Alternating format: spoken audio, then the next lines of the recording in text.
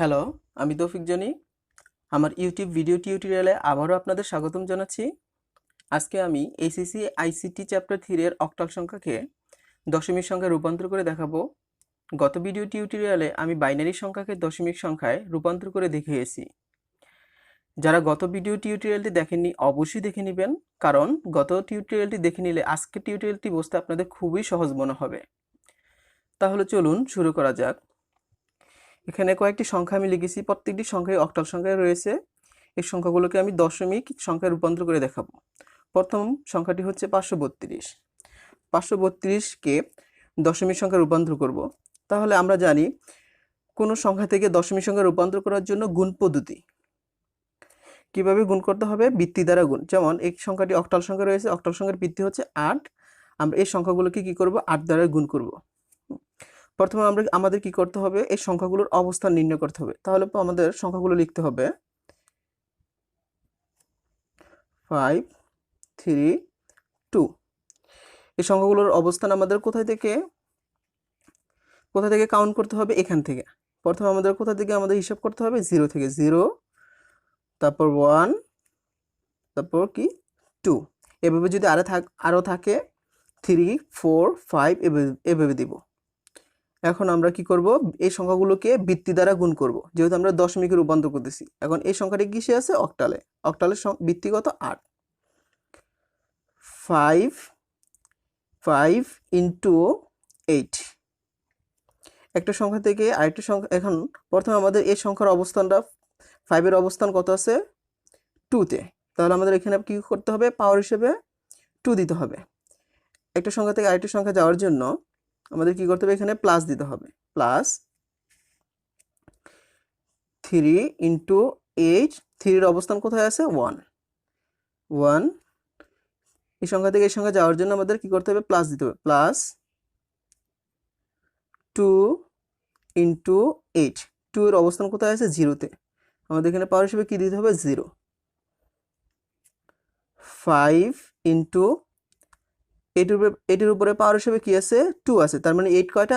2টা। তাহলে আমাদের এখানে 2টা 8 কি করতে হবে? গুণ করতে হবে। তাহলে আমরা জানি 8 কত হয়? 64 হয়। প্লাস 3 ইন্টু 8 কে 8 প্লাস 2 ইন্টু 8 এর উপরে এখানে পাওয়ার হিসেবে কি আছে? 0 আছে। আমরা জানি কোনো সংখ্যার উপরে যদি পাওয়ার হিসেবে 0 থাকে তাহলে এটার মান কত হয়? সবসময় 1 ধরতে হয়। 1।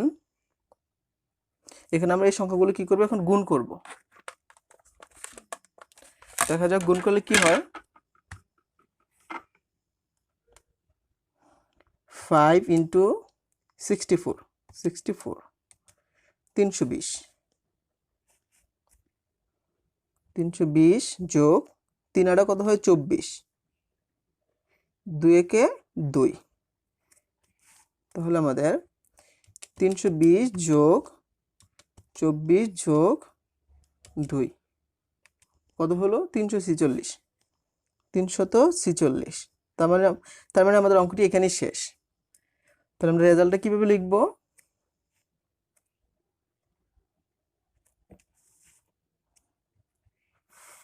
পাঁচশো 32। এটা একটা অক্টাল সংখ্যা ছিল, অক্টালের বেস 8।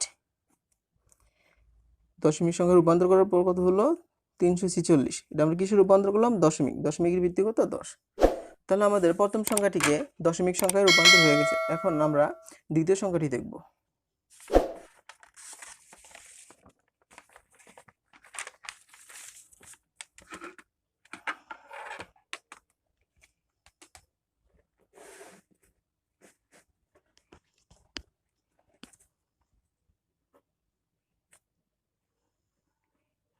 দ্বিতীয় সংখ্যাটি কত রয়েছে? 406।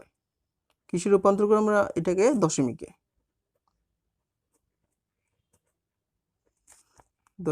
রূপান্তর। ঠিক একইভাবে আগের সংখ্যাটি আমরা যেভাবে দশমিকে রূপান্তর করছি ওইভাবে রূপান্তর করব। প্রথমে আমাদের কি করতে হবে? এই সংখ্যাটির অবস্থান নির্ণয় করতে হবে এই সংখ্যাগুলোর। তো লিখে নিই 4 0 6।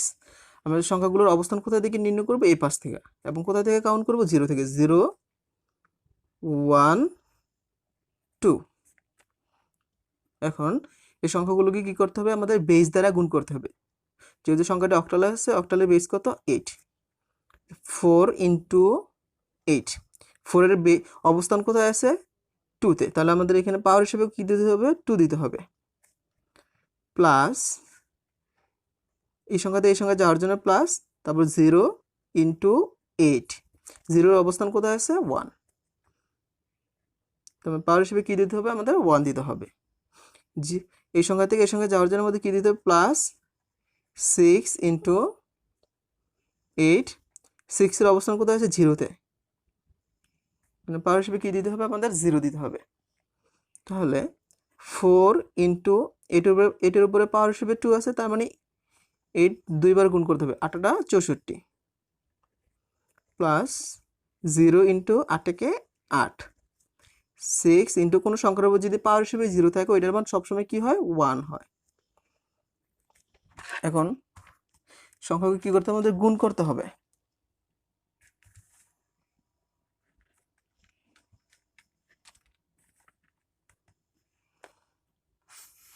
4 ইন্টু 64 256, প্লাস 0 দিয়ে 8কে গুণ করলে কি হয় 0, 6কে 6, তাহলে 256 যোগ 6 কত হলো 262। তাহলে আমাদের এই সংখ্যাটিকে দশমিক সংখ্যায় রূপান্তর হয়ে গেল। এখন আমরা রেজাল্ট লিখতে পারি। এটি অক্টাল সংখ্যা ছিল এবং এই সংখ্যাটিকে আমরা কিসে রূপান্তর করলাম দশমিক সংখ্যায়। তাহলে আমাদের এই সংখ্যাটিকে দশমিকে রূপান্তর হয়ে গেল। এখন আমরা এই সংখ্যাটি করব।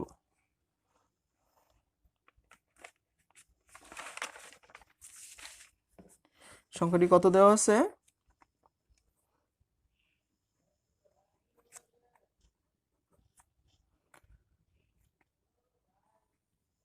24.53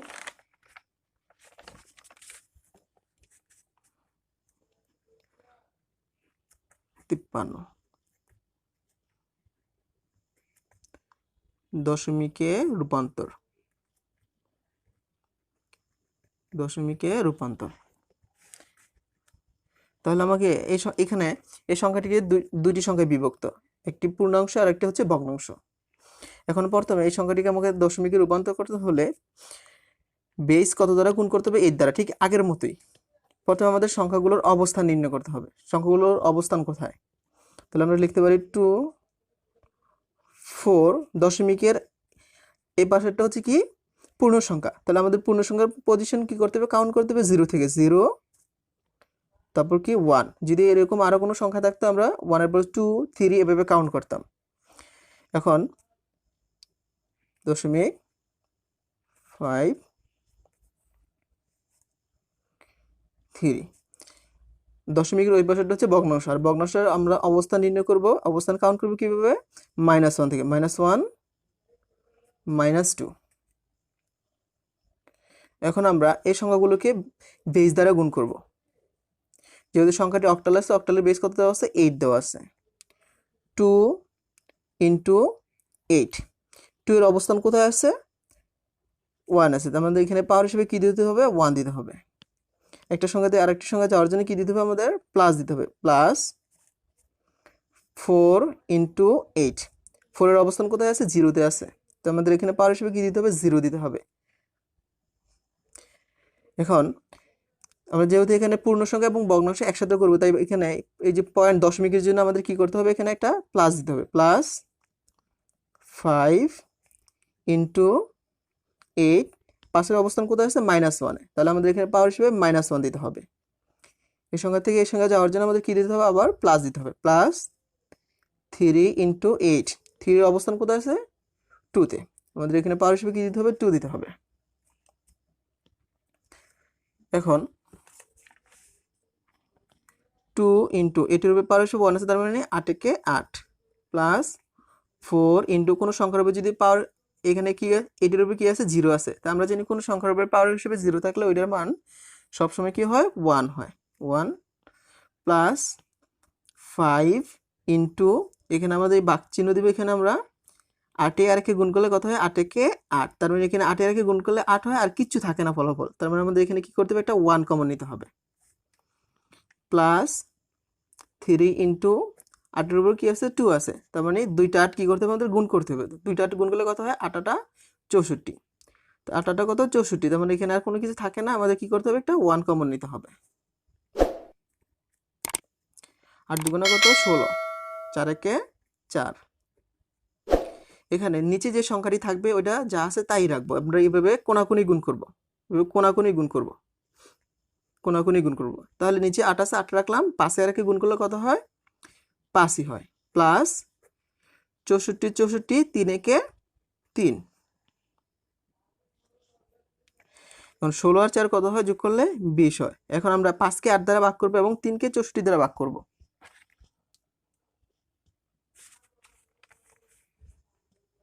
এখন 5 ভাগ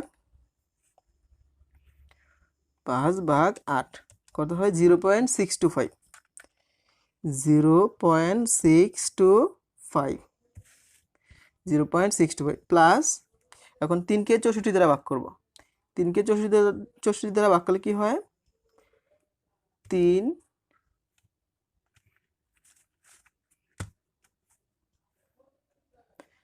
ভাগ 64 কত বের হলো, 0.046 0.046875। এখানে আমরা সবগুলো সংখ্যা লিখে দিলাম। আমরা চাইলে এখানে 3টা সংখ্যা নিতে পারতাম, তাহলে আমি এখানে কি করলাম, সবগুলো সংখ্যা লিখে দিলাম, কোনো প্রবলেম নেই।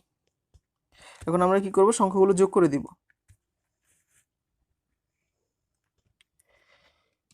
20 যোগ 0.625 যোগ 0.046875 যোগ করলে কত হয়, 20.671875, 20.671875, 20.671875। তাহলে আমাদের এটা হয়ে গেল। তাহলে আমরা রেজাল্টটা কিভাবে লিখবো, 24.53, এটা কিছু ছিল, অক্টালে ছিল। এখন আমরা সংখ্যাটা লিখবো 20.671875, এটা কিছু রূপান্তর করলাম দশমিকে। তাহলে আমাদের এই সংখ্যাটিও দশমিকে রূপান্তর হয়ে গেল। এখন আমরা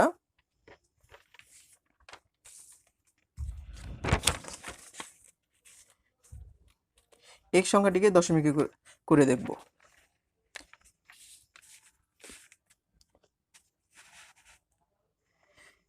সংখ্যাটি কত দেওয়া আছে,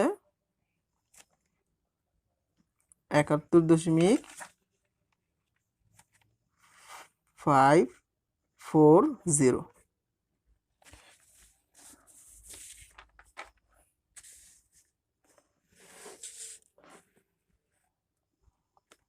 কে দশমিকে রূপান্তর। তাহলে আমাদের ঠিক একইভাবে এই সংখ্যাটির প্রথমে আমাদের অবস্থান নির্ণয় করতে হবে।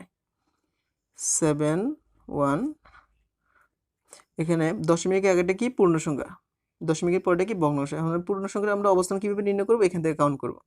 0 থেকে 0, 0 পর কি হয় 1। এখন আমাদের দশমিকের পরেটা কি, ভগ্নাংশ। এখন ভগ্নাংশের কাউন্ট করবো আমরা 540, আর ভগ্নাংশের কাউন্ট কোথায় থেকে হয়, এই পাশ থেকে। এবং কোথায় থেকে কাউন্ট করবো আমরা, -1, -2 এবং -3। এখন এই সংখ্যাগুলিকে বেস দ্বারা গুণ করব। 7 ইন্টু 8, 7 এর পজিশন কোথায় আছে, 1 এ, তাহলে আমরা এখানে 8 এর উপর কি করবো, পাওয়ার হিসেবে 1 দিব। এই সংখ্যা থেকে এই সংখ্যা যাওয়ার জন্য আমাদের কি দিতে হবে, প্লাস দিতে হবে। প্লাস 1 ইন্টু 8, 1 এর পজিশন কোথায় আছে, 0 তে, তাহলে আমাদের এখানে পাওয়ার হিসেবে কি দিতে হবে, 0। যেহেতু আমরা পূর্ণ সংখ্যা এবং ভগ্নাংশ একসাথে করতেছি, তাহলে এই দশমিকের জন্য আমাদের কি দিতে হবে, একটা প্লাস দিতে হবে।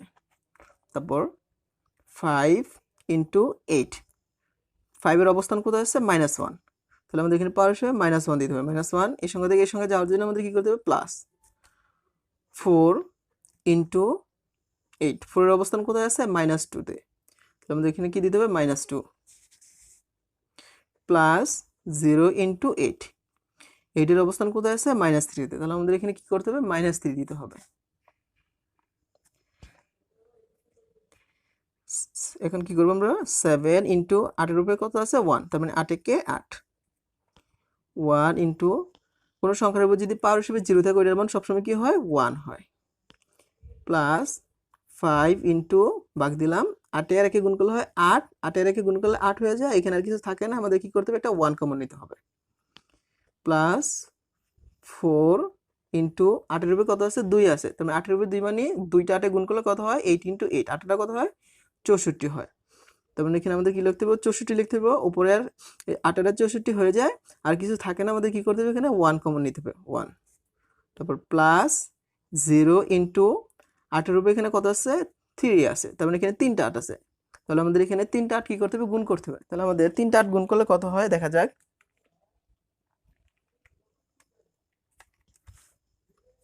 8 ইন্টু 8 ইন্টু 8 কত হলো, 512, তাহলে আমরা এখানে কি লিখতে পারি, 512, এখানে আর কিছু থাকে না, আমাদের একটা 1 কমন নিতে হবে। এখন আমরা কি করব, 7 ইন্টু 8, 7 কত হয়, 56 হয়, প্লাস 1-এর একে গুণ করলে কত হয়, 1 হয়, প্লাস এখানে আমরা যে ভাগ চিহ্ন দিয়ে এখানে নিচে যেটা থাকবে ওটা ঠিকই রাখবো, এভাবে কোনাকুনি গুণ করব, 5-এর একে গুণ করলে কত হয়, 5, প্লাস 64 রাখবো এখানে, 4-এর একে গুণ করলে কত হয়, 4 হয়, প্লাস এখানে কি আছে, 0, 0-কে ভাগ বা গুণ আমরা যেটাই দেই ওইটার মান কত হয়, 0 হয়, তাহলে আমরা এখানে আর কিছু করবো না, এখানে 0 দিয়ে দিব। 56-এর কত হয়, 57, এখন আমরা 5-কে 8 দ্বারা ভাগ করবো এবং 4-কে 64 দ্বারা ভাগ করব, দেখা যাক কি হয়,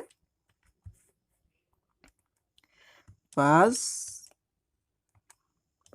ভাগ 8, 0.625, তাহলে আমরা এখানে কি লিখবো, 0.625 প্লাস 4-কে 64 দ্বারা ভাগ করব,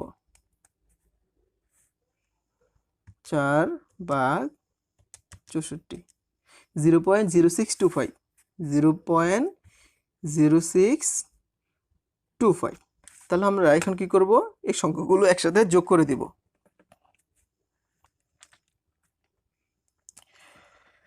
57 যোগ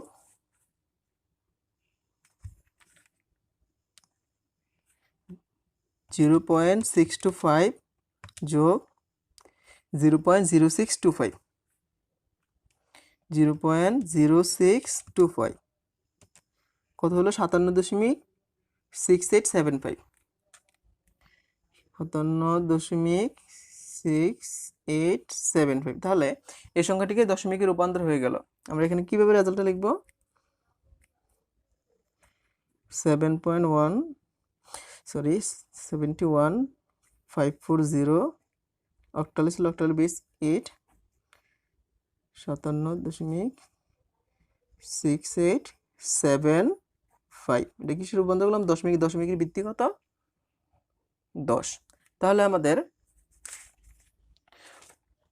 সবগুলো সংখ্যাই দশমিক সংখ্যায় রূপান্তর হয়ে গেল। আশা করি আপনারা বুঝতে পেরেছেন। তো আজকে এই পর্যন্তই, আল্লাহ হাফেজ।